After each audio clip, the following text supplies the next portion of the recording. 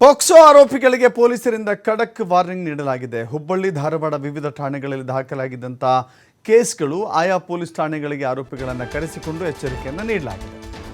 ಅಸಭ್ಯ ವರ್ತನೆ ತೋರಿದಂಥ 221 ಆರೋಪಿಗಳನ್ನು ಕರೆಸಿ ವಾರ್ನಿಂಗ್ ನೀಡಲಾಗಿದೆ. ಆರೋಪಿಗಳ ಚಲನವಲನಗಳ ಮೇಲೆ ನಿಗಾ ವಹಿಸಬೇಕು ಅಂತ ಹೇಳಿ ಅಧಿಕಾರಿಗಳಿಗೆ ಸೂಚನೆ ನೀಡಲಾಗಿದೆ. ಹುಬ್ಬಳ್ಳಿ, ಧಾರವಾಡದ